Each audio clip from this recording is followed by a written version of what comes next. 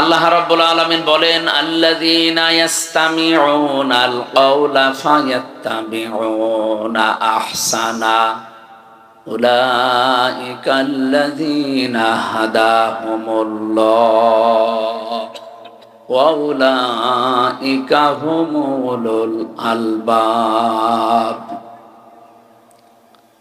এই আয়াতটা পড়ার পরে আমি মাঝে মাঝে মিলাই দেশের মানুষের সাথে যে আল্লাহ বুদ্ধিমান বলেছেন কাকে আর আমরা বুদ্ধিমান বলি কাকে। আল্লাহ পাক বলেন, যারা কোরআনে কারীম শুনছে এবং শুনবে, ইস্তামিউনা এটা মজারে, কোরআনের এই কথাগুলো যারা পৃথিবীতে শুনছে ভবিষ্যতেও যারা শুনবে, ফায়াত্তাবিউনা আহসানা, অতঃপর এর ভেতরে যে উত্তম কথাগুলো আছে সেগুলো যারা অনুসরণের মাধ্যমে মেনে নেয়, শুধু শুনেই শেষ করে দেয় না, ইত্তেবা করে। এই শব্দটার ব্যাখ্যা করতে গিয়ে মুফাসসিরিন ইকরাম লিখেছেন, এখানে তাবা আইন তাবউন দিয়ে শব্দটা গঠিত। যারা ব্যাখ্যাকার তারা বলেন, একজন মানুষ সামনে হেঁটে যাচ্ছে, কোথায় পা ফেলে, কোথায় হাত নাড়ায়, এভাবে মাথা নাড়ায়, মাজা দোলায়, ওইটা দেখে দেখে ওই জায়গায় পা ফেলে হাত নাড়িয়ে মাথা নাড়িয়ে অনুসরণ করার নাম ইত্তেবা। রাসূলুল্লাহকে আল্লাহ শুধু ভালোবেসে শেষ করে দেবেন কথা কোরআনে দেয়নি, ওনাকেও অনুসরণ করা ইত্তেবা করার কথা কোরআনে আল্লাহ ছড়িয়ে দিয়েছেন। কুল ইন কুনতুম তুহিব্বুনাল্লাহা ফাত্তাবিউনি ইউহিব্বুকুমুল্লাহ ফায়াগফির লাকুম যুনুবাকুম আল্লাহু গফুরুর রহিম। এই কি আরম্ভ করেছে? কথা বলা যাবে না। এই ছেলে আসো, ভিডিও করতে গিয়ে যদি মানুষের ডিস্টার্ব হয় ভিডিও করার দরকার নেই। আবার দাঁড়িয়ে আছেন, বসেন। আবার কিসের ওপর, আপনি কিসের উপর বসে যান? না নিচে নামে, আপনার কারণে পেছনের মানুষ ডিস্টার্ব হচ্ছে। ভাই এখানে কি কি দাঁড়িয়ে আছেন? এক জায়গায় বসেন। এখানে বসে থাকাও সওয়াব, বসে থাকা সওয়াব না? এটা যদি গানের অনুষ্ঠান হইতো বসে থাকলেও গুনাহ। অন্তত যারা বসে আছেন বসে থাকাটাও যেহেতু সওয়াব, এটা ডিস্টার্ব করে গনার ভাগিদার হবেন না ভাই। এটা তো প্রতিদিন হয় না, বছরে মনে হয় 1-2 বার, একবার তাও 1-2 দিন হয়। তো 1 বছর পরে আবার এই গ্রামে অনুষ্ঠান সাজাবে এলাকাবাসী, তা আপনি হেলায় খেলায় নষ্ট করছেন কোন কারণ? আজকে কত বড় গুরুত্বপূর্ণ বিষয়গুলো আমাদের তেলাওয়াতকৃত আয়াত থেকে বের হবে ইনশাআল্লাহ। আল্লাহ তাওফিক দান করেন। একটু খেয়াল করে শুনবেন, অবশ্যই বরকত পাওয়া যাবে। আমার ভাইরা, রব্বুল আলামিন কোরআনে কারীমের এই আয়াতটা আমি যতবার পড়েছি ততবার নতুন নতুন বিষয় আমার মাথার ভেতরে আল্লাহ দিয়েছেন। গতানুগতিক ভাবে বহু কথাই আয়াতের আমরা শুনেছি সারা জীবন। হে নবী, আপনি বলুন, যদি আল্লাহকে কেউ ভালোবাসতে চায় সে যেন রাসূলুল্লাহকে ভালোবাসে। এই কথাটা এই জায়গায় নেই। তাহলে আল্লাহ হাব্বন দিতেন। আল্লাহ দিয়েছেন তাবউন, ওই যে যে শব্দটা সূরা জুমারের 18 নম্বর আয়াতে আছে ওই শব্দ এখানে আছে। ওর যা মাদ্দা এইটাও একই মাদ্দা। কেউ যদি বলে আল্লাহ তোমাকে ভালোবাসি, আল্লাহ বলেন এই কথার প্রমাণ দিতে হলে আমার রাসূলুল্লাহকে ভালোবাসা লাগবে। ঠিক আছে না? ঠিক নেই? কি ঠিক আন্দাজ? আমি এর আগে 1 মিনিট নষ্ট করলাম নাকি? আমি বললাম যে হাব্বন যদি বলতেন তাহলে ভালোবেসে শেষ করে দিলাম। যেমন বেশি ছিল ভালো আবু তালেব, এমনকি আবু লাহাব রাসূলুল্লাহকে ভালোবেসেছিল জন্মে। আপনি দেখেছেন তার জন্মে খুশি হয়ে নিজের বাড়ির কাজের মহিলাকে আজাদ করে দিয়েছে। এরকম তো আপনারা করতে পারবেন না, আমরাও পারি না। এত বড় স্যাক্রিফাইস করেছে সেই লোকটা, কিন্তু সে ভালোবাসা পর্যন্তই শেষ করে দিয়েছে। রাসূলুল্লাহ যখন অনুসরণের কথা জানিয়েছে তখন সে পাথর মেরেছে। এই কথা বলে না কেন? আমি এখান থেকে একটা শিক্ষা পেয়েছি, বিশ্ব নবীর দিকেও কিন্তু এই হাত দিয়ে এভাবে পাথর তুলে নিক্ষেপ করেছিল আর বলেছিল তাব্বা লাকা আলিহাদা জামাতানা, মুহাম্মদ তুমি ধ্বংস হয়ে যাও, আমাদেরকে এই কথা বলার জন্য একত্রিত করেছো। আমি যতগুলো তাফসীরে জীবনে মিলিয়েছি, আমার ছোট্ট ব্রেনের ভেতরে এটা অলরেডি ধরা দিয়েছে। বাংলাদেশ সম্পর্কে আমি এই কথাটা এভাবে বলতে চাই, আবু লাহাব শুধু একটা পাথর নিক্ষেপ করেছিল রাসূলুল্লাহর দিকে, কয় হাত দিয়ে বলেন বলেন? ও কিন্তু এক হাত দিয়ে পাথর নিক্ষেপ করেছে, দুই হাত ব্যবহার করে নাই। কিন্তু আল্লাহ কোরআনে কারিমে জবাব দেওয়ার সময় এক হাতের কথা দেয়নি, দিয়েছেন তাব্বাত ইয়াদা আবি লাহাবি ওয়া তাব।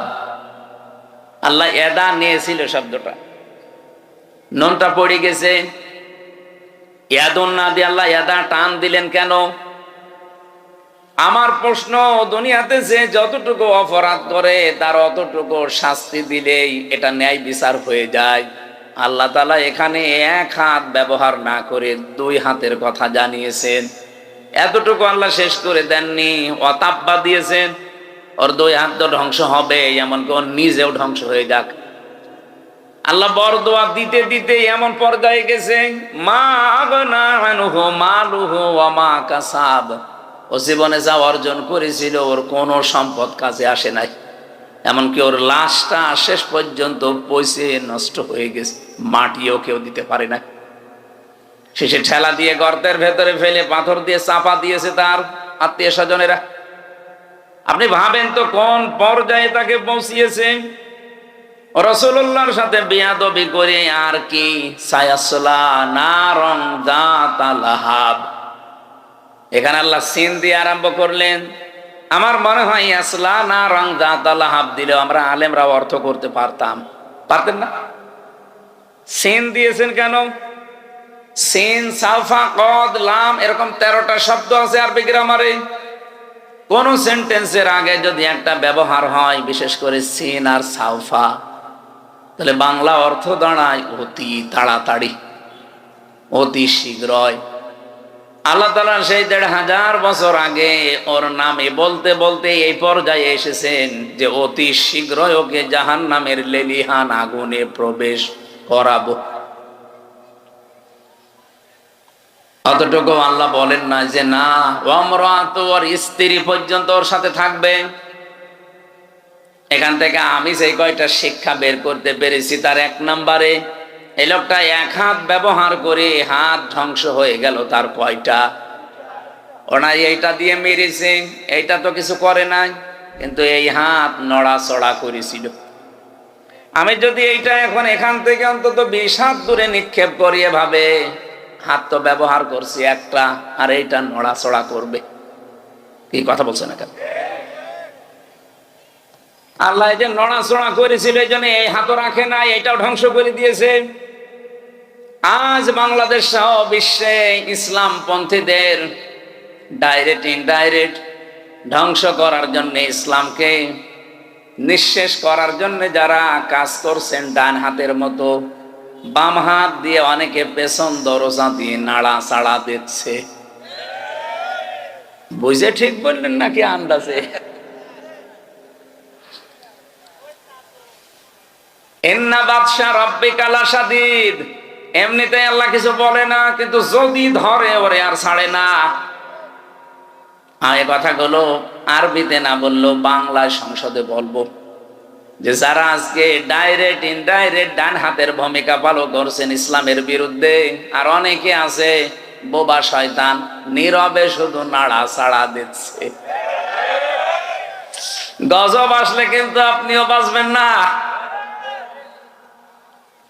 বলেন তো, যে 2 জন চাচার নাম বললাম, আবু লাহাব, আবু তালেব। আবু তালেব এত ভালোবেসেছে রাসূলুল্লাহকে, তার পুরা জীবন আমি পড়ে দেখেছি। এই লোকটা নিজের সন্তান হযরতে আলীকে বিছানায় রাখতো না, ভাইয়ের ছেলে এতিম মুহাম্মদ রাসূলুল্লাহকে নিজের কাছে নিয়ে ঘুমাতো। আবু তালেব জীবনে এমন কোন জায়গা নেই শরীরের ভেতরে যেখানে রাসূলুল্লাহকে তোলে নাই। কোন সময় মাথায় নিয়েছে, কোন সময় চোমা দিয়েছে, কোন সময় বুকে নিয়েছে, পিঠে নিয়েছে, কোনদিন পায়ের কাছে রাখে নাই। পায়ের কাছে রাখলে অসম্মান হবে, পায়ে লাগতে লেগে যেতে পারে, এই জন্য পায়ের কাছে রাখে নাই। বুখারী শরীফের হাদিস। এই লোকটাকে কিয়ামতের দিন আল্লাহ জাহান্নামের 2টা জুতা পরিয়ে দেবে। এ কারণে তার মাথার মগজ পর্যন্ত টকবক করে ফুটতে থাকবে, কিন্তু পুরা শরীরের কোন জায়গায় জাহান্নামের আগুন লাগবে না। একটাই কারণ, পুরা শরীরে রাসূলুল্লাহর শরীর টাচ পেয়েছে, কিন্তু পায়ের সাথে কোনোদিন রাসূলুল্লাহর শরীর লাগে নাই। রব্বুল আলামিন এই জন্য পাটা জাহান্নামের ফিতা লাগিয়ে দেবে, পুরা শরীরটা কিছুই হবে না। এর ভালোবাসা কোন পর্যায়ে ছিল আপনি বলেন? এত ভালোবাসা, এত মহাব্বত দেখিয়েছে রাসূলুল্লাহকে। কিন্তু নবীজি যেদিন ইন্তেকালের সময় বললেন, ইয়া আম্মি আবি তালিব লা ইলাহা ইল্লাল্লাহ হাজ্জুল লাকা ইনদাল্লাহি ইয়াউমাল কিয়ামাহ, রাহুল বুখারী। চাচা, জোরে বলা লাগবে না, শুধু আমার কানের কাছে মুখটা নিয়ে আস্তে করে বলেন, লা ইলাহা ইল্লাল্লাহ মুহাম্মাদুর রাসূলুল্লাহ বলা লাগবে না আপনার। আপনি শুধু আল্লাহর একাত্মবাদের স্বীকৃতিটা দেন, রিসালাতের ঘোষণা, এটা আমি জানি যে আমি রাসূল, আমি এটা নিয়ে নিলাম। আপনি শুধু আল্লাহটা দিয়ে যান। আমি কথা দিলাম কিয়ামতের দিন ঝগড়া করে হলেও আপনাকে আমি আল্লাহর জান্নাতে পৌঁছিয়ে দেব।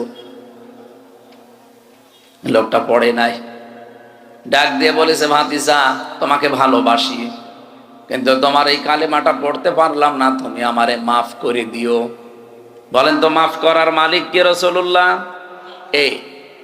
আরো জোরে বলেন।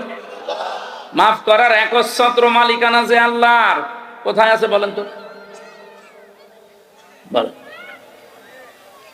কোরআনে আছে কোন জায়গায়? বলেন, আমায়াগফিরুদ যুনুবা ইল্লাল্লাহ। সূরা আলে ইমরানের ভেতরটা মাঝে আছে। রব্বুল আলামিন জানিয়েছেন, মাফ করতে পারে গুনাহ শুধুমাত্র আল্লাহ ছাড়া, মাফ করার ক্ষমতা কারো নেই। হ্যাঁ, যদি আপনি হক বলে ইবাদত নষ্ট করেন, এটা আবার আল্লাহর না, এটা বান্দার। আপনি কোনো বৈধ কাজ করা লাগবে, এই জায়গায় যদি ঘুষ নিয়ে থাকেন, আপনি বান্দার হক নষ্ট করেছেন। এই হকটা দুনিয়ায় থাকতে হয় ফেরত দিয়ে যাবেন, নাই কিয়ামতের দিন নেকি দিয়ে ফেরত দেওয়া লাগবে, এরপরে মাফ হবে। কিন্তু আল্লাহর সাথে যে অধিকারগুলো, এগুলো আল্লাহ মাফ না করলে পৃথিবীর কারো বাবারও ক্ষমতা নেই মাফ করার। এই জন্য আমায়াগফিরুদ যুনুবা ইল্লাল্লাহ, জাম্বুন দাইনা, যুনুব বহু বছর, কোন গুনাহ কেউ মাফ করতে পারে না ইল্লাল্লাহ, আল্লাহ ছাড়া। এই লোকটা যখন ডাক দিয়েছে, ভাতিজা মাফ করে দিও নবীজিকে, সঙ্গে সঙ্গে কোরআনে কারিমের আয়াত নাজিল করে আল্লাহ সতর্ক বাণী দিয়েছেন, ইন্নাকা লা তাহদি মান আহবাবতা ওয়ালাকিন্নাল্লাহা ইয়াহদি মান ইয়াশা ওয়া হুয়া আ'লামু বিল মুহতাদিন। সূরা কসসের ভেতরে আছে 56 নম্বর আয়াতে, নিশ্চয় হে নবী, আপনি যাকে চান তাকে হেদায়েত দিতে পারেন না, আমি আল্লাহ যাকে ইচ্ছা করি তাকে হেদায়েত দান করি। আর হেদায়েত কে পাবে এটা আপনার চাইতে আমি আল্লাহ ভালো জানি, এই জন্য আ'লামু দেওয়াস। এরপরেও নবীজির মন মানছিল না, কারণ এত কষ্ট পৃথিবীতে রাসূলুল্লাহর পেছনে কেউ করে নাই। সেই জন্ম থেকে শুরু করে একেবারে প্রাপ্তবয়স্ক পর্যন্ত রাসূলুল্লাহ তার পেছনে এত, এই লোকটা রাসূলুল্লাহর পেছনে এত সময় দিয়েছে, শ্রম দিয়েছে, বাড়িতে রেখে খাবার খাওয়িয়েছে, লালন পালন করা যারে বলে। বিশ্বনবী মুহাম্মদ রাসূলুল্লাহর মন মানে না, এজন্য তিনি আবু তালেবের কবরের পাশে গিয়ে দোয়া করেছিলেন, মাপ চেয়েছিলেন আল্লাহর কাছে, রব্বুল আলামিন তুমি আমার চাচা আবু তালেবকে মাফ করে দাও। সঙ্গে সঙ্গে জিবরাইল এসে বললেন, হে নবী হাত নামান। কার জন্য হাত তুলেছেন? মা কানা লিন-নাবিয়্যি ওয়াল্লাযীনা আমানু আন ইস্তাগফিরু লিল মুশরিকিন ইলা আখির আয়াত।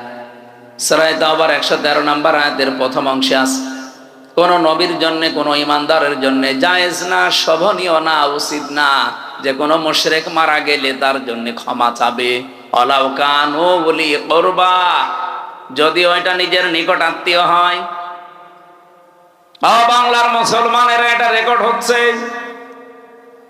আপনি কার দোয়া আল্লাহ ফেরত দিচ্ছে টের পাচ্ছেন? জীবনে যেই নবী হাত তুলেছে আল্লাহ ফেরত দিয়েছে এমন রেকর্ড নেই, শুধু একটা জায়গায় বিশ্ব নবী হাত তুলেছে আল্লাহ ফেরত দিয়েছে, আমি তার পুরা জীবনী পেড়ে একটা জায়গায় পেয়েছি। মনের ভেতরে যার কামনা আসলে কবুল হয়ে যেত। মনের ভেতরে কামনা আসলে যার কবুল হয়ে যেত, সেই নবী হাত তুলে বসে আছে, আল্লাহ হাত ফেরত দিচ্ছে যে চাচা মুশরিক এই কারণে। অথচ বাংলাদেশে আমরা দেখি অনেক মুশরিক একেবারে টাটকা মরে যায়, আর আমরা দোয়া করে জান্নাতে দিয়ে আসি। মনে হয় যে আমরা কন্ট্রাক্টারই নিয়েছি। জান্নাত তো আমাদের বাবার, নাকি আমাদের বাবার? এই ধোকার ভেতরে আছেন আপনারা, আর আমরাও ধোকা দিচ্ছি। নবীজির মতো মানুষ যদি দোয়া করে দোয়া আল্লাহ ফেরত দেয় যে কবুল হবে না, চাচা মুশরিক, আপনার আত্মীয়তাতে কি হয়েছে? কোন চিন্তায় আছেন আপনি নিজেকে প্রশ্ন করেন। এত ভালোবাসা মহব্বত দেখিয়ে লোকটা মাপ পায়নি, শুধুমাত্র তার জীবনে অনুসরণ ছিল না রাসূলুল্লাহর। আল্লাহ পাক এজন্য সূরা আলে ইমরানের 31 নম্বর আয়াতে জানিয়েছেন, যদি আল্লাহকে ভালোবাসি এ কথা প্রমাণ দিতে চাও, আমার রাসূলুল্লাহকে অনুসরণ করার মাধ্যমে দাও।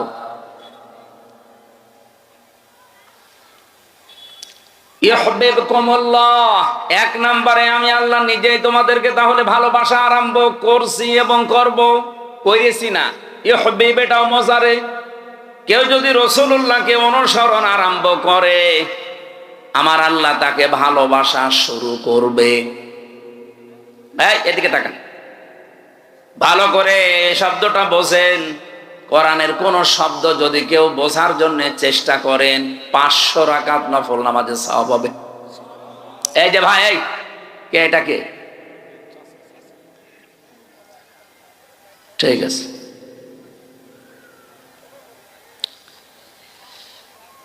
আল্লাহ পাক বলেন আমি যদি কাউকে ভালোবাসা আরম্ভ করি, কয়েকটা পুরস্কার তাকে দেই। ওয়াগফির লাকুম যুনুবাকুম আল্লাহু গফুরুর রহিম। এক নম্বরে আমি আল্লাহ নিজে তাকে মাফ করে দিচ্ছি এবং দেব। গোনা কয়টা মাফ করব? আল্লাহ জামবন দিতে পারতেন, জামবানে দিতে পারতেন, দিয়েছেন জুনুব।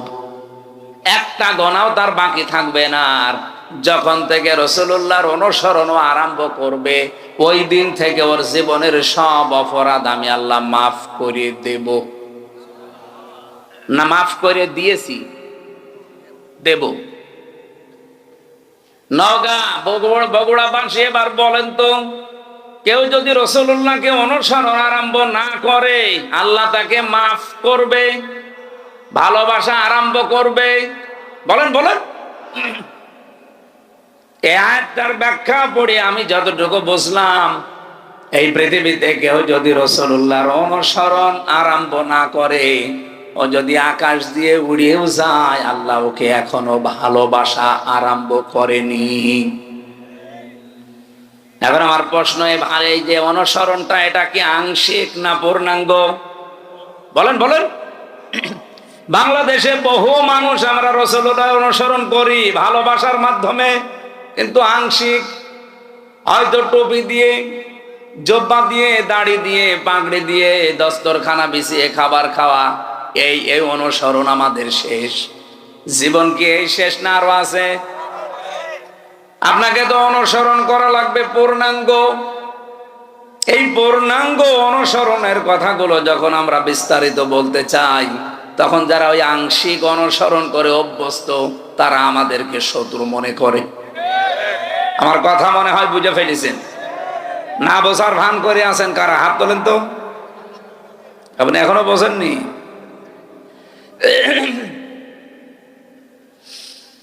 বগুড়াবাসী, এখান থেকে আজকে সিদ্ধান্ত নিয়ে যাবেন, জীবন আর কয়দিন আছি আমি রাসূলুল্লাহর অনুসরণ আর আংশিক করতে চাই না।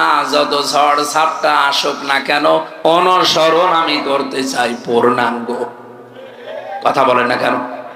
আর রাসূলুল্লাহকে অনুসরণ করতে হলে কোরআনে কারীমকে ইত্তেবা, অনুসরণ, যেটা ফায়াত্তাবিউনা আহসানা, এর ভেতরে যে উত্তম কথাগুলো আছে সেগুলো অনুসরণের মাধ্যমে প্রমাণ দেওয়া লাগবে। আল্লাহ পাক এই কথা বলে শেষ করেননি, আয়াতটা শেষ করলেন উলাইকাল্লাযীনা হাদাহুমুল্লাহ, এই মানুষগুলোকে আমি আল্লাহ হেদায়েত দিচ্ছি এবং দেব। এখানে ফাইল বা কর্তা সরাসরি আল্লাহ নিজে। রব্বুল আলামিন বলেন আমি নিজে তাদেরকে হেদায়েত দেব। তাহলে আল্লাহর হেদায়েত পাওয়ার একটা শর্ত এখানে পেলাম। কোরআনে এখান থেকে আজকে যা শুনবেন এটা আজকে থেকে জীবনে অনুসরণ করার সিদ্ধান্ত নিয়ে বাড়ি যাওয়া লাগবে ইনশাআল্লাহ। উলাইকা হুম উলুল আলবাব। তাহলে আল্লাহর দৃষ্টিতে আপনি বুদ্ধিমান, জ্ঞান সম্পন্ন, বুদ্ধিমান বলে বিবেচিত হবেন। আল্লাহ আমাকে সহ প্রত্যেককে আজকের তেলাওয়াতকৃত আয়াত থেকে মূল শিক্ষাগুলো নিয়ে বাড়ি যাওয়ার তৌফিক দেন, বলেন আমিন। দরুদ আর সালাম আমাদের নবী মুহাম্মদ রাসূলুল্লাহ সাল্লাল্লাহু আলাইহি ওয়াসাল্লামের প্রতি। আমি তেলাওয়াত করেছি আপনাদের অনেকের পরিচিত সূরা লোকমানের 12 নম্বর আয়াত। 34টা আয়াত আছে, 4টা রুকু আছে, মক্কায় নাজিল হয়েছে। একটা মাত্র আয়াতের উপরে আমাদের আজকের কথা হবে ইনশাআল্লাহ। এই পৃথিবীতে যত জ্ঞানী বান্দাদের নাম আমরা শুনেছি, তাদের ভেতরে অন্যতম একজন মানুষ লোকমান। আমি তার জীবনী পড়তে গিয়ে পেয়েছিলাম, ইবনে কাসির বর্ণনা দিচ্ছে এই পৃথিবীতে 3 জন কালো মানুষের নাম পাওয়া যায়। একজন হযরতে ওমরের খাদেম ছিলেন, মাহজা। 2 নম্বরে হযরতে বেলাল রাদিয়াল্লাহু তাআলা আনহু। 3 নম্বরে লোকমান আলাইহিস সালাম। চেহারা এত কালো, আমরা তো বুঝবো কালো বললে কি কাক অথবা হাড়ির তলা অথবা এই যে মাইক্রো, এ তো কি কালো। এর চাইতে হযরতে লোকমান আলাইহিস সালাম আরো কালো ছিলেন। তার ঠোঁট গুলো ছিল ঝুলে যাওয়া, মাথার চুলগুলো ছিল উস্কো খুস্কো, চেহারা ছিল একেবারে বেটে, মানে একেবারে শর্ট।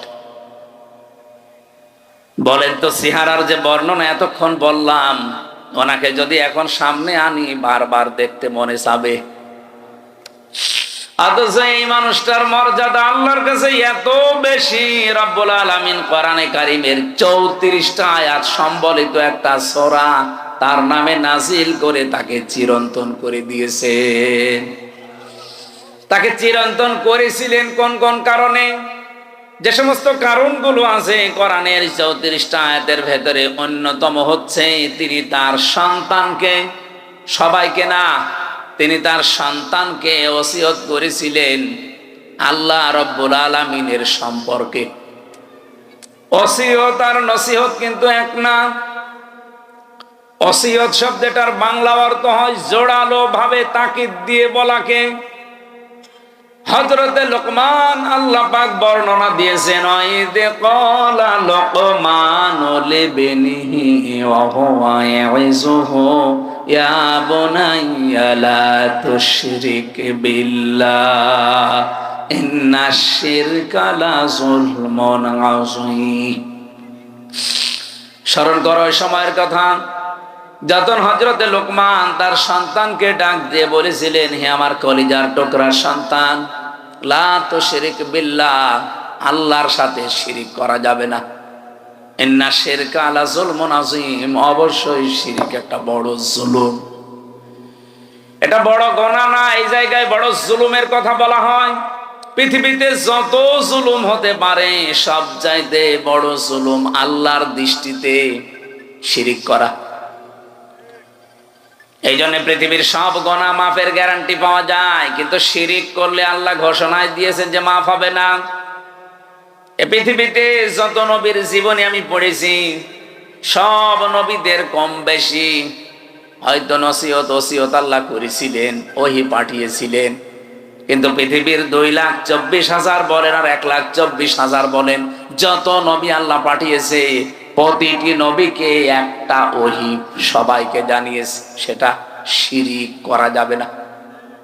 ওয়ালাকাদ উহিয়া ইলাইকা ওয়া ইলাল্লাযীনা মিন ক্বাবলিকা লাইন আশরাকতা বিল্লাহ ইলা আখির আয়াত। লাইন আশরাকতা লা ইয়াহবাতান্না আমালুকা ওয়া লা তাকুনান্না মিনাল খাসিরিন। অবশ্যই হে নবী, আপনাকে আর আপনার পূর্বে যত নবী রাসূল পাঠিয়েছি প্রত্যেককে আমি ওহী করেছিলাম যে শিরিক করা যাবে না। আপনিও যদি শিরিক করেন, লাইন আশরাকতা লা ইয়াহবাতান্না আমালুকা, লামে তাকিদ নুনে সাকিলা, আপনার যত আমল আখলাক আছে, যত কাজ কারবার সব আমি আল্লাহ নষ্ট করে দেব। এখানে ফাইল সরাসরি আল্লাহ নিজে। ওয়ালা তাকুনান্না মিনাল খাসিরিন, আবার আল্লাহ গ্যারান্টি দিয়ে বলেছেন তুমি ক্ষতিগ্রস্ত হয়ে যাবে। বলেন নাউজুবিল্লাহ। নবীকে যদি আল্লাহ এত বড় হুঁশিয়ারি দিতে পারে, আমরা তো তার উম্মত। এই জন্য ভাইরা, আর জীবনে যাই করেন কোন শিরিক যেন জীবনে না ঢোকে। শিরিকের এক কথাই ব্যাখ্যা হচ্ছে এই, আল্লাহ যেটা পারে ওটা অন্য কেউ পারে, এই কথা বিশ্বাস করার নাম শিরিক। এ বিশ্বাস বাংলাদেশের মানুষের নেই। আরো জোরে বলেন। কত মানুষ হেলায় খেলায় হোক, জেনে হোক না জেনে হোক বলে ফেলছে যে ক্ষমতায় দেওয়ার মালিক ও জনগণ, না মানোর মালিক ও জনগণ। এটা যে প্রকাশ্য শিরিক, আপনারা কি বিশ্বাস করেন? শিরিক যে লোকটা করে সে লোকটা মুশরিক। সে লোকটা কি? আরো জোরে বলেন। ইন্নাহু মাইয়ুশরিক বিল্লাহ ফাকাদ হারামাল্লাহু আলাইহিল জান্নাহ। কোন মানুষ যদি শিরিক করে আমার আল্লাহ তাকে মাফ করবে না, গ্যারান্টি দিয়ে দিয়েছেন, ঘোষণা। তার 1 নাম্বার শাস্তি জাহান্নাম, তার জন্য ওয়াজিব, আর জান্নাত হারাম। আমালিজ জালিমিনা মিন আনসার, এমনকি তাকে সাহায্যকারীও কাউকে পাওয়া যাবে না। বগুড়াবাসী আমি খুব চিন্তায় থাকি এই শব্দগুলো নিয়ে। বহু মানুষের জীবনে নামাজ, রোজা, হজ, যাকাত, পর্দা এগুলো আমরা পাচ্ছি, কিন্তু শিরিক রন্ধ্রে রন্ধ্রে ঢুকে আমাদের সব আমলগুলো অলরেডি নষ্ট করে ফেলছে। আহ্বান জানাচ্ছি, যাই করেন হিসাব নিকাশ করে শিরিক যেন জীবনে না ঢোকে আমাদের। হযরত লোকমান তার সন্তানকে টাকা পয়সার সাথে আমার পরে ক্ষমতায় যাওয়া লাগবে কি করে, এইটা তিনি পরিচয় করাননি। হযরত লোকমান তার সন্তানকে পরিচয় করিয়েছিলেন কার সাথে? আরো জোরে বলেন। রব্বুল আলামিন এই উপদেশ বাণীতে, এই ওসিয়তে এত খুশি হয়েছেন। এই ওয়াজটা শোনার পর রব্বুল আলামিন এবার শুধুমাত্র হযরতে লোকমানের ছেলেকে না, কিয়ামত পর্যন্ত যত সন্তান দুনিয়ায় আসবে সব সন্তানের জন্য আল্লাহ নিজে এবার ওসিয়ত করলেন, ওয়াসাইনাল ইনসানা বিওয়ালিদাইহি হামালাতুহু উম্মুহু ওয়াহনান আলা ওয়াহান। তাম পৃথিবীর সব মানুষকে, এ মানুষ বলতে শুধু মুসলমান না, হে লোকমান তুমি তো সন্তানকে টাকা পয়সা কিভাবে কামাই করা লাগবে, কিভাবে ক্ষমতা দখল করা লাগবে, প্রভাব প্রতিপত্তি এলাকায় অর্জন করা লাগবে, এ পরিচয় করাওনি। তুমি পরিচয় করালে আল্লাহর সাথে, আমি আল্লাহ এখন দায়িত্ব নিয়ে তোমার সাথে তোমার সন্তানের পরিচয় করিয়ে দিলাম। শুধুমাত্র তোমাকে না, অবশ্যইনাল ইনসান আছে। ইনসান মানে শুধু মুসলমান না, ইনসান মানে মানুষ। বলেন তো হিন্দু কি মানুষ না? আরো জোরে বলুন। এলাকায় যদি কোনো অন্য ধর্মের ভাইরা বোনেরা থাকেন, কোরআনে কারীম আপনাকে ইঙ্গিত দিয়েছে যে পৃথিবীর সব মানুষের প্রতি আল্লাহর ওসিয়তে ওসিয়ত মানে কিন্তু জোরালো ভাবে বলা, গুরুত্ব দিয়ে জোর দিয়ে বলা। আমি আল্লাহ জোর দিয়ে তামাম পৃথিবীর সব মানুষকে বললাম, পিতা মাতা যাদের আছে তাদের সাথে ভালো ব্যবহার করা লাগবে। এ ঘোষণা কার? আরো জোরে বলেন। কোরআনে কারিমে যেখানে মা বাবার কথা আমি পেয়েছি, সেই জায়গায় দেখেছি কোন জায়গায় 3টা, কোন জায়গায় 5টা, কোন জায়গায় 7টা, খালি ব্যাখ্যা দিয়েছেন আল্লাহ। অন্যান্য কত মানুষের নাম তো কোরআনে আছে, কই এত ব্যাখ্যা তো আল্লাহ দেননি। এত বেশি ব্যাখ্যা আমার বাবার নামে আল্লাহ নিজে দিয়েছেন। রব্বুল আলামিন ব্যাখ্যা দিতে দিতে এমন সুন্দর সুন্দর শব্দগুলো চয়ন করলেন কোরআনে। আখফিদ লাহুমা জানাহাদ দুল্লি মিনার রাহমা অকুর রব্বিরহামহুমা কামা রব্বায়ানি সাগীরা। বলেন আল্লাহু আকবার। আল্লাহ বলেন আখফিজ। আখফিজ শব্দের শাব্দিক অর্থ হচ্ছে ডাউন করা, এরপরে ফল করে দেওয়া। শুধু ডাউন করার নাম আখফিজ না, ডাউন করার পরে ফল করে দাও।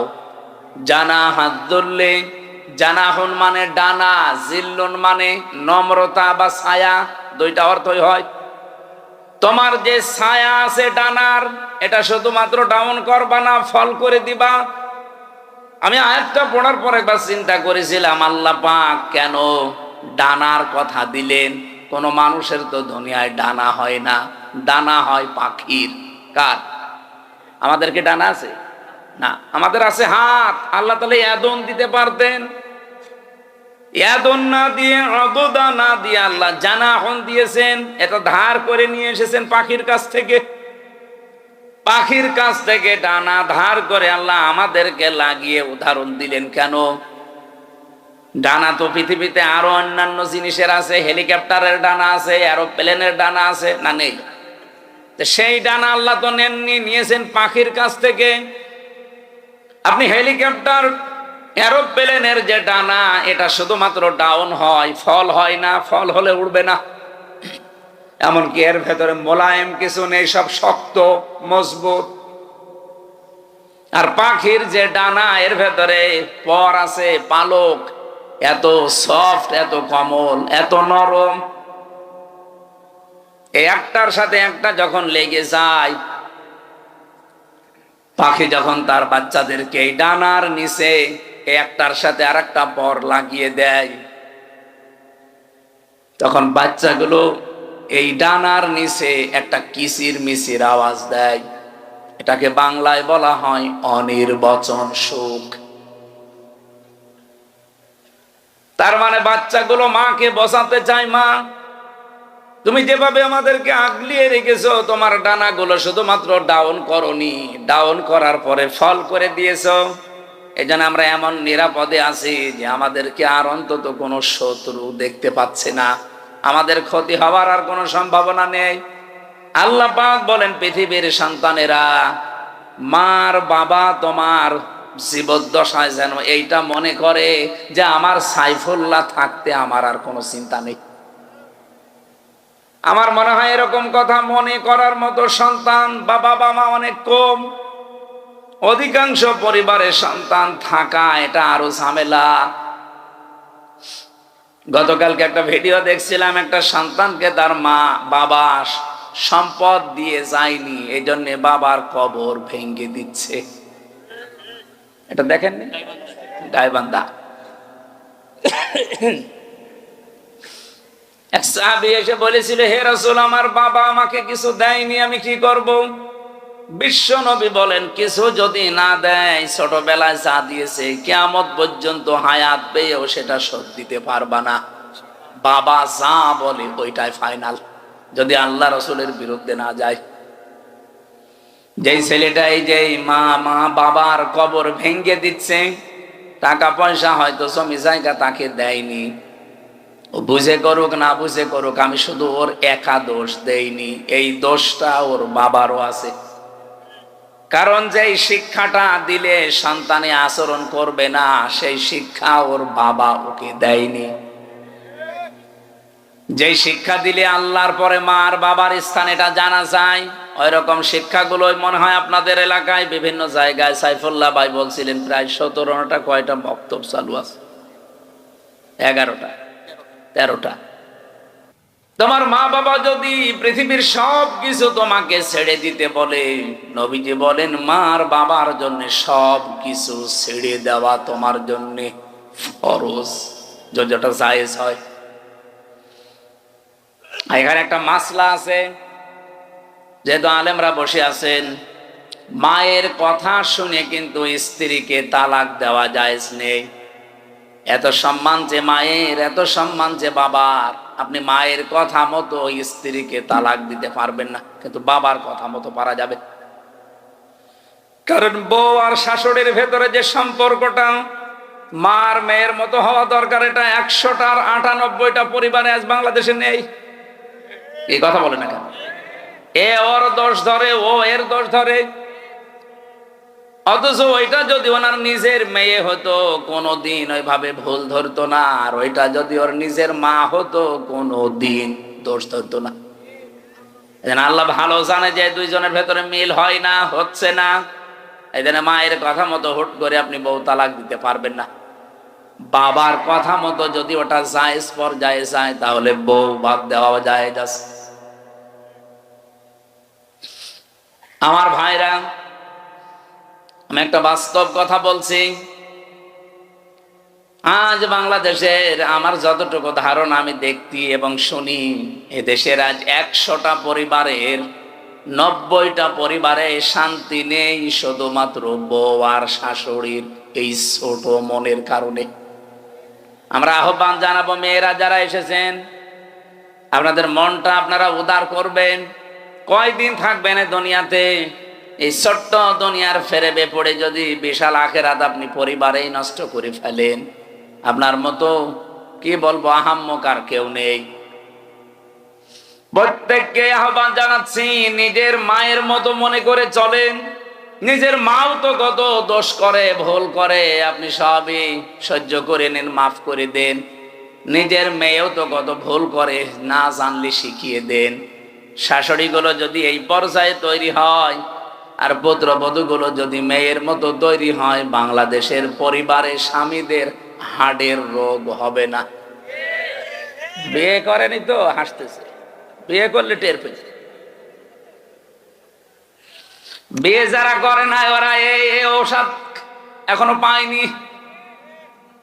আমি তো যতটুকু দেখছি, হাজারো পরিবারে আজ আমরা পুরুষ মানুষ যারা হার্টের রোগী, এই বউ আর শাশুড়ির এই ছোট মনের কারণে।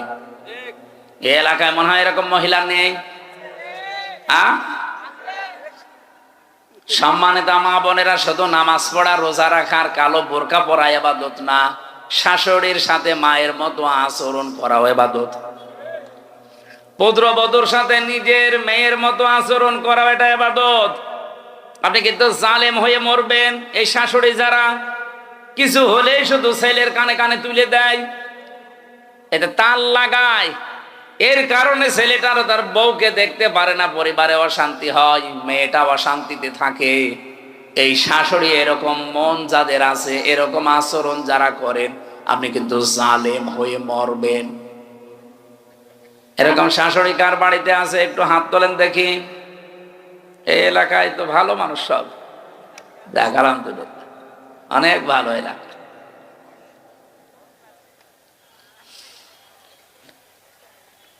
আমি কোরআনে কারিমের এই যে ব্যাখ্যামূলক আয়াতগুলো যখন পড়ি, আমার মনে হয় আল্লাহ তুমি কি বললে আর আমাদের পরিবারে কি চলছে।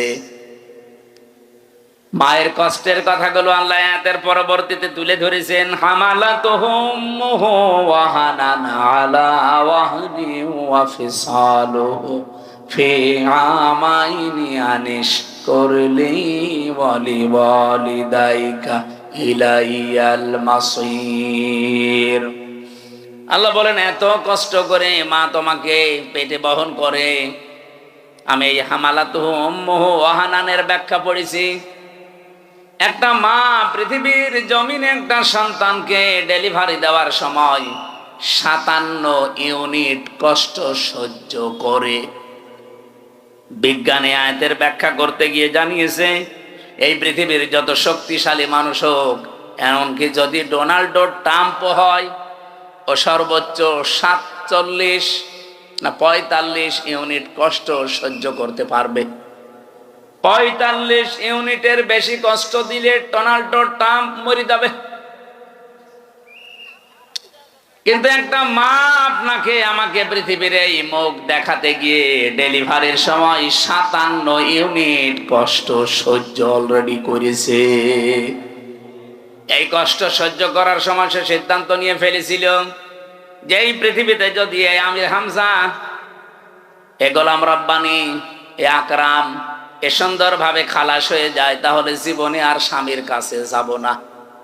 কিন্তু আমির হামজা যখন দুনিয়ায় আসে, আকরাম যখন দুনিয়ায় এসে যায়, আকরামের হামজার চেহারা দেখার পরে এই যে কষ্টটা 10 মাস 10 দিনের ডেলিভারির, আল্লাহ বলেন সব আমি মুছে ফেলে দেই। আমরা যারা সন্তান আছি, আমাদেরকে যেহেতু পরিচয় আল্লাহ করিয়ে দিচ্ছেন মা আর বাবার সাথে, এই পৃথিবীতে আমরা জানি আল্লাহ পাক বাদে কারো আইন মানা জায়েজ। আকাদা রাব্বুকা আল্লা তা'বুদু ইল্লা ইয়্যাহু ওয়া বিল ওয়ালিদাইনি ইহসানা। আল্লাহর আইন মানা কি? সবাই বলেন। আর মা বাবার আইন মানা না, না ফরজ না। মা বাবার আইন মানা ফরজ না। ওয়া বিল ওয়ালিদাইনি ইহসানা, মা বাবার সেবা করা ফরজ। আর যার মা বাবা তার সেবা করা ফরজ। কথা বোঝা গেছে? যার মা বাবা, সে নারী হোক আর পুরুষ হোক, তার সেবা করা ফরজ। অন্য কেউ যদি না করে তার গুনাহ হবে না। হ্যাঁ, সে যদি দায়িত্ব পালন করে তাহলে তার সওয়াব হবে। অনেক শ্বশুর আছে, শাশুড়ি আছে, আন্দাজে মন খারাপ করে, হ্যাঁ ইসলামী মাইন্ডের পরিবার থেকে বৌমা নিয়ে আসলাম, আমার খেদমত করে না। আরে বৌমা আপনার খেদমত করবে কোথায় পেয়েছেন আপনি? আপনার খেদমত যদি করা দায়িত্ব হয়ে থাকে, ফরজ হয়ে থাকে, এটা আপনার সন্তানের। তো ঠিক বললে তো হচ্ছে না, কারণ বহু সন্তান আমরা চাই। আমি আছি, রব্বানি আছে, আব্দুল হাই আছে, হাজারো সন্তান আমরা চাই আমার মা বাবার যে সম্মান, আমরা তো জানি তাদের সেবা করা, তাদের খেদমত করা। কিন্তু অধিকাংশ পরিবারে আমরা পারি না, আমাদের বউর কারণে। কি কথা বললেন না কেন? এটা তো রেকর্ড হচ্ছে, আমার ম্যাডামও মনে হয় শুনবে, শুনুক, আমার আর কোনো ভয় নেই। মানে এখন আমরা এমপি তো আর ভয়। আমি চাই তারাও যেন অন্তত এটা মেনে নিতে পারে। আমরা অধিকাংশ মানুষ আজ হার্টের রোগী হয়ে যাচ্ছি, হার্ট অ্যাটাক করে মানুষ মরতেছে। মির্জা আব্বাস এখন আছে, কি হবে আল্লাহ জানে, মরে যেন না যায়। অন্তত জীবনের একটা আশা যে মাননীয় স্পিকার এ কথা বলবে। এখন তো সিঙ্গাপুরে যে অবস্থা, যদি মরে যায় ওখানে তো আবার সে পাটোয়ারি চলে আসতে পারে।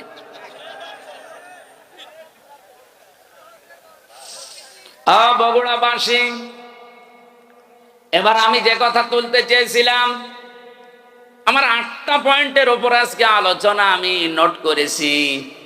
রব্বুল আলামিন যে 3জন কালো মানুষের নাম বললাম তাফসিরে, এটা মারিফুল কোরআনে পাবেন।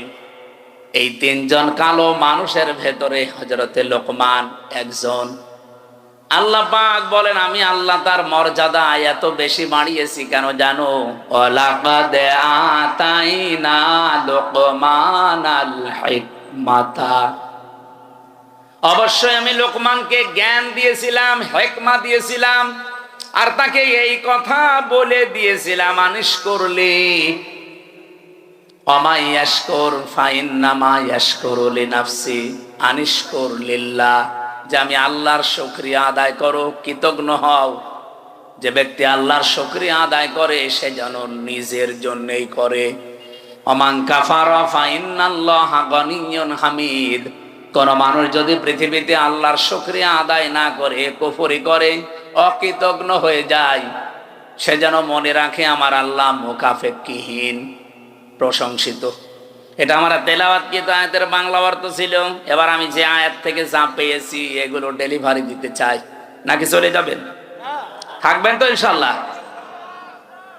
হযরতে লোকমান বলেন, ইন্নী খাদামতু অবশ্যই আমি খেদমত করেছি। আলাফ আরবাআতা আলাফিম মিনাল আম্বিয়া, এই পৃথিবীতে 4000 নবীর খেদমত আমি করেছি। কত? খুব ভালো করে শুনবেন। 4000 নবীর আমি খেদমত করেছি। হাসালতু মিনহুম, তাদের কাছে আমি হাসিল করেছি, পেয়েছি এই 4000 নবীর খেদমত করতে গিয়ে সামানিয়াতা আশিয়া, 8টা জিনিস আমি তাদের কাছে পেয়েছি। তাহলে আজকের যে ওয়াজটা, এটা একটা দুইটা তিনটা নবীর না, 4000 নবীর খেদমত করে তাদের কাছে হাসিল করা জিনিস। হযরত লোকমান বলেন, আমি 4000 নবীর খেদমত করেছি, তাদের কাছে যা যা পেয়েছি তার মধ্যে 8টা জিনিস আমার কাছে অন্যতম। এই 8টা জিনিস আমি চাই পৃথিবী যতদিন থাকবে মানুষেরা এই 8টা জিনিস যেন অর্জন করে। বলেন সুবহানাল্লাহ। আমি আপনাদেরকে, আমি সহ প্রত্যেকে যেন অর্জন করতে পারি।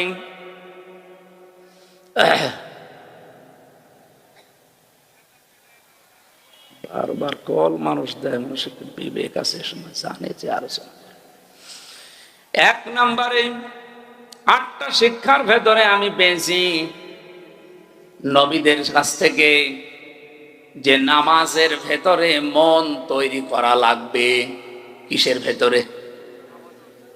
প্রশ্ন আসতে পারে, সব নবীর না জামানায় কি নামাজ ছিল? হ্যাঁ, হযরতে আদম আলাইহিস সালাম থেকে শুরু করে মুহাম্মদুর রাসূলুল্লাহ পর্যন্ত যত নবী আল্লাহ দুনিয়াতে পাঠিয়েছেন, প্রত্যেক নবীকে আল্লাহ পাক কম বেশি সেজদার হুকুম দিয়েছিলেন। হ্যাঁ, তাদের হয়তো এভাবে 5 ওয়াক্ত ছিল না, কিন্তু সেজদা দেওয়ার নিয়ম ছিল, কারণ সেজদা ছাড়া কেউ আল্লাহর নিকটবর্তী হতে পারে না। আসজুদ ওয়াক্তারিব, সেজদা দাও, আল্লাহর নিকটবর্তী হয়ে যাও। আদম আলাইহিস সালাম তাওবা করার মাধ্যমে উনি যে ফজরের 2 রাকাত নামাজ স্বামী আর স্ত্রী মিলে আরাফাতের ময়দানে পড়েছিলেন, আমরা তাফসিরের কিতাব থেকে হাদিস থেকে যেটা পেয়েছি, রব্বুল আলামিন আদমের প্রতি 350 বছর পরে এত খুশি হয়েছিলেন এই 2 রাকাত নামাজের সেজদায়। কিয়ামত পর্যন্ত উম্মতে মুহাম্মদী যারা আসবে তাদেরকে আল্লাহ এই 2 রাকাত নামাজ ফরজ করে দিয়েছেন। ওই দিন হযরত আদম আলাইহিস সালাম যে দোয়া করেছিলেন, এই দোয়াটা আল্লাহর কাছে এত বেশি পছন্দনীয়, এত বেশি ভালো লেগেছে, আল্লাহ ডাক দিয়ে বলেছিলেন, আদম, কিয়ামত পর্যন্ত তোমার সন্তানাদি যারা আসবে তারাও যদি কোনো ভুল করে অপরাধ করে এই দোয়াটা পড়ে, আমি আল্লাহ তোমার মতো সন্তানদেরকেও মাফ করে দেব।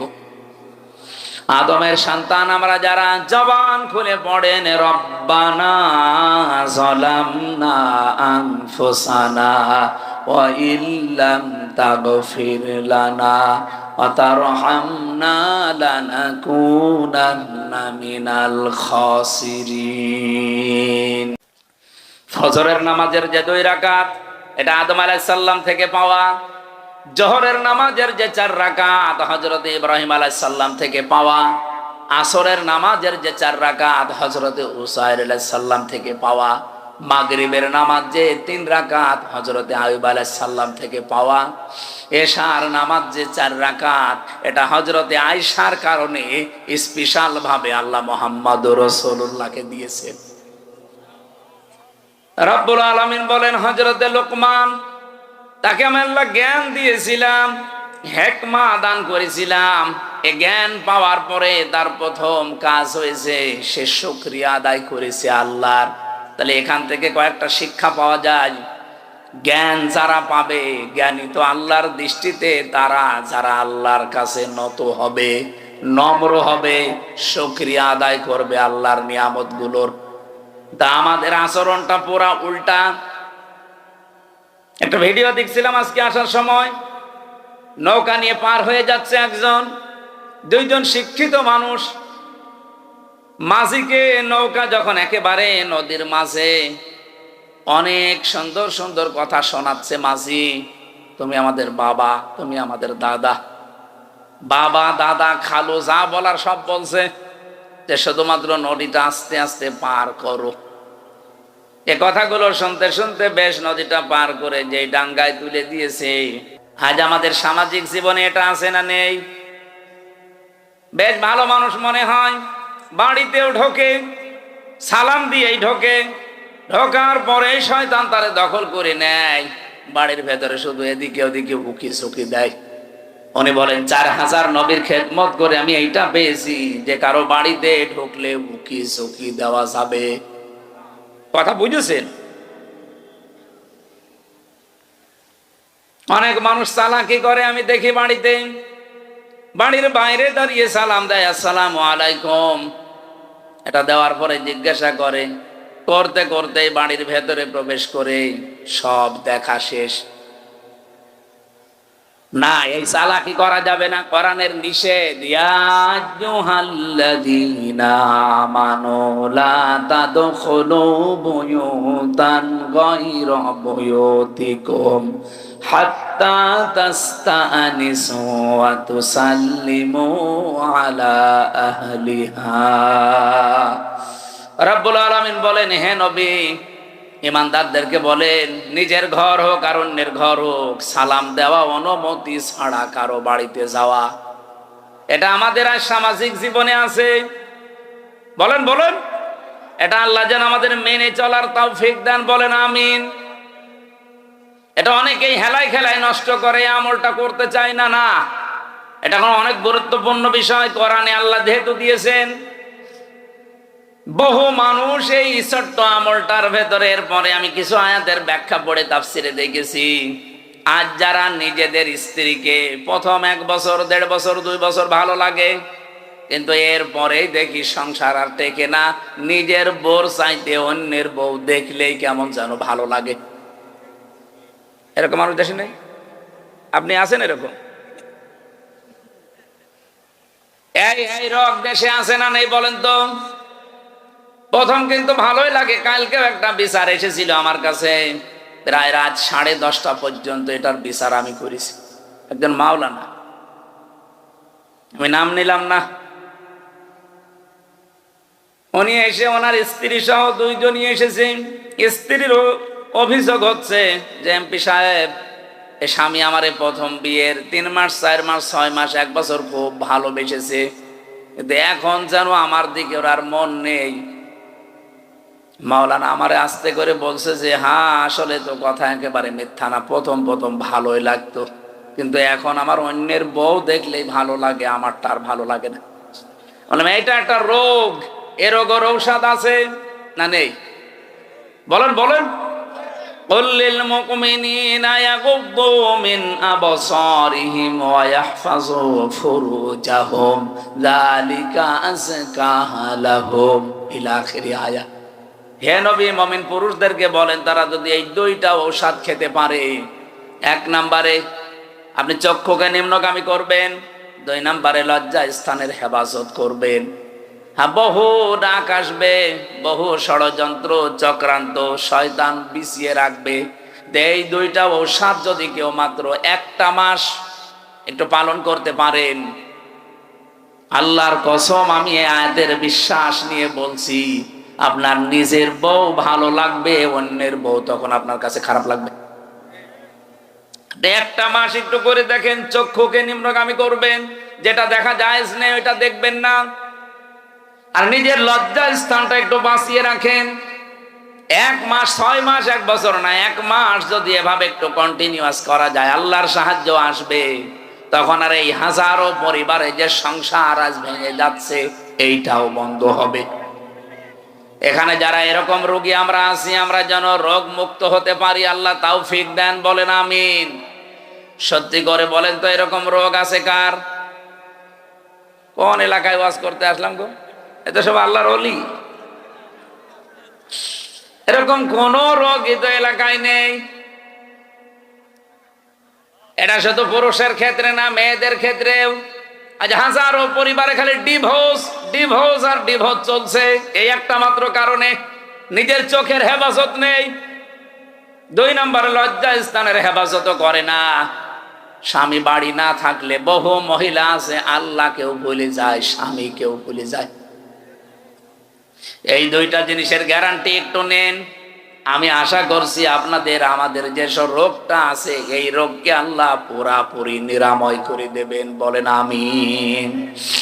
3 নাম্বারটা বলছি, হযরত লোকমান বলেন আমি 3 নাম্বারে পেয়েছি, খাবার যদি খেতে বসো একেবারে সব সাবাড় করে ফেলবা না। প্রতিটি নবী এই শিক্ষাটা আমি নবীর খেদমত করে পেয়েছি 4000 নবীর কাছে, তারা কোনোদিন যা খেতে বসেছে সব সাবাড় করেনি। এই জন্য প্রত্যেক নবীর বুক ছিল বড় আর পেট ছিল ছোট। আমরা এমন উম্মত আমাদের কোনো বুক নেই, শুধু পেট। আমি সংসদে আমার ডাইনে বামে সামনে পেছনে যেখানেই তাকাচ্ছি শুধু ভড়ি আর ভড়ি, খালি আমারই ভড়ি নেই। আমার বামে যেটা ওইটাও ভড়িয়ালা, ডাইনে যেটা ওইটাও ভড়িয়ালা। নাম নিলাম না, আপনি দেখতে পাবেন কালকে পরশু দিনই কি ভড়ি গো।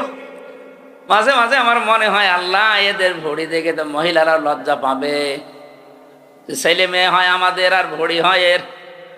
কি পেট, আখেরি পেট। নবীদের এরকম পেট হয়নি কেন? কারণ নবীরা 3টা সুন্নাত আদায় করে খাবার খেতেন, 1 ভাগ খাবার, 1 ভাগ পানি, আর 1 ভাগ হজম করার জন্য খালি রাখতেন। এই জন্য নবীদের পেট বড় হয়নি, বড় হয়েছে বুক। তাদের এই বুক বড় হওয়ার কারণে তারা জালেমদের সামনে মাথা নত করে নাই, সত্য বলতে ভয় পায় নাই। কথা বলছেন না কেন? আজ বাংলাদেশে আমাদের যদি সত্যি বুক থাকতো, আমি যেমন টার্গেট নিয়েছিলাম সংসদে, আমি যদি নির্বাচিত হতে পারি 100 দিনের ভেতরে আমি কুষ্টিয়ার সদর আসনে অন্তত 100 দিনের ভেতরে যতগুলো অফিস আদালত আছে সবগুলো জনবান্ধব করে তুলব। আর এটা করতে গেলে আমি নিজেও জানতাম যে অনেকের মন পাওয়া যাবে না, কারণ যত বড় অফিসার সে তত বড় মুডে থাকে। সবাই চায় যে আমারে সবাই জি হুজুর, জি হুজুর, স্যার স্যার, এটা করতে থাক। চেয়েছিলাম যে ডিসি, এসপি, টিওনো, ওসি, সিভিল সার্জন সহ সরকারি যত প্রতিষ্ঠান আছে এগুলো যেন জনবান্ধব হয়, মানুষ যেন সেখানে যে ভয় না পায়। এই ভয় দূর করার জন্য খালি বারবার এখানে মানুষের সম্পৃক্ততা বাড়ানোর চেষ্টা করলাম। যেই কয়টা জিনিসে হাত দিলাম দেখি না শত্রু হয়ে গেছে। আমি নাম ধরেই বলছি, কুষ্টিয়ার এখন যারা দায়িত্বে আছে এই মানুষগুলো এখন আর আমাকে দেখতে পারছে না, কারণ এদের আতে অলরেডি ঘা লেগে গেছে। হাসপাতালে হাত দিলাম, হাসপাতালের যারা দায়িত্বে আছে এরা এখন আর রাজি না। প্রথম বলতো যে হ্যাঁ খুব ভালো কাজ হচ্ছে। বাজারটা মনিটরিং করার জন্য এত অত্যাচার করে মানুষেরা। ম্যাজিস্ট্রেট নিয়ে একদিন গিয়ে দেখলাম 670 টাকা দিয়ে 570 টাকা দিয়ে মুরগি, দেশি মুরগি কিনেছে আর বিক্রি করছে 650 টাকা। ম্যাজিস্ট্রেটকে বললাম দেখেন তো সর্বোচ্চ লাভ করার কি আছে? উনি বলছে 18 থেকে 20 টাকা। একটা জিনিসে আপনি সর্বোচ্চ 18 থেকে 20 টাকা লাভ করতে পারবেন, আর ও লাভ করছে 1 কেজিতে 80 টাকা। বলতে গেলাম আমি কালার হয়ে গেছি। বলছে এইটা এমপির কাজ না। মাদকের ওখানে গিয়ে 27 জনের লিস্ট করলাম পুরা কুষ্টিয়ার ওই পাড়াতে, যে এদের দ্বারা সমাজ পরিবার ধ্বংস হয়ে যাচ্ছে। ও আল্লাহ, পরে দেখি যাদের কাছে নালিশ দিয়েছি সেই তাদের কাছে টাকা খায়। ওরা রাতের বেলা এসে আমারে বলছে হুজুর আপনি আমাদের নাম পাঠিয়েছেন থানায়, ও থানার বাবুরে ডাকেন। ওদের রাতের বেলা সিভিল পোশাকে এসে মাল নিয়ে যায়। আমি নালিশ দেবো কার কাছে? এখন তাদের কাছেও খারাপ যে হ্যাঁ এইটাও এমপির কাজ না। হাসপাতালে কাজ নেই, বাজারে কাজ নেই, মাদকে আমার কাজ নেই, আমার কাজ কোথায়? খালি বসে বসে জিকির করব। এই মানুষগুলো এখন শত্রু হয়ে যাচ্ছে। যে লোকটা একটু বন্ধু মতো ছিল সাবেক ডিসি, তারে অলরেডি শত্রুতা করে তাড়িয়ে দিয়েছে, কুষ্টিয়া থেকে বদলি করে দিয়েছে। এত বড় অপরাধ করার পরও কোনো অনুশোচনা তাদের নেই। এই মানুষগুলো বুক উঁচু করে মাইকের সামনে বলে আমাদের কথা শোনে না, এই জন্য তাকে আমরা বদলি করে দিয়েছি। লজ্জা। আমি ওই দিনই স্ট্যাটাস দিয়েছিলাম যে সৎ, যোগ্য এবং ভালো মানুষের কদর বাংলাদেশে নেই। যে যত বড় দুর্নীতিবাজ সে এই দেশের তত বড় হিরো। দেশের একেবারে 12টা বাজিয়ে দিচ্ছে যারা, তারাই নাকি এই দেশের এখন সর্বোচ্চ জায়গায়। আমার ভাইরা, আমি যে সিদ্ধান্ত নিয়েছিলাম এগুলো আমি পালন করবই, কারণ আমি কোরআনে কারিম থেকে এটা জানি, দুনিয়ার সবাই যদি আমার শত্রু হয়ে যায়, আমি যে বুক বড় করেছি, বুক মানে বড় বুক এইটার বলে না, এ বুকের ভেতরে আল্লাহ যে সৎ সাহস দিয়েছে, আমার কুষ্টিয়ার যারা দায়িত্বে আছে এরা কেন সারা পৃথিবী আমার বিরুদ্ধে চলে গেলেও ডন্ট কেয়ার, কিছু মনে করি না। আল্লাহু তাকবীর, আল্লাহু তাকবীর, আল কোরআনের আলো, আল্লাহু তাকবীর। নির্বাচনের আগে যেই কথাগুলো মাওলানা হোসেন একটা টাচ দিয়েছিল, এত বেশি শত্রুতা বাংলাদেশে কোনো এমপির বিরুদ্ধে কেউ করে নাই। আমার একেবারে সেই 11 সাল থেকে শুরু করে কাটসাট ভিডিওগুলো এনে 64 জেলায় ওরা 64টা মামলা পর্যন্ত দিয়েছিল কে দিয়ে। আমি একটা উদাহরণ দিতে গিয়ে 8 জনের নাম বলেছিলাম, তার ভেতরে আরাফাত রহমান, ওনার নামটাও ছিল। ওনার নামের ওই শেষে যে দুটো শব্দ আছে, ওই শব্দটাকে আমি বলেছিলাম এটা যদি কয়কার না দিয়ে কেউ কয়হস্যু দেয় তাহলে পাল্টিয়ে যায় নামটা। তো এইরকম আরো 8টা নাম বলেছিলাম, সেগুলো বলে নাই। এই 15 সেকেন্ডের ভিডিও ছেড়ে 64 জেলায় 64টা মামলা দিয়েছে।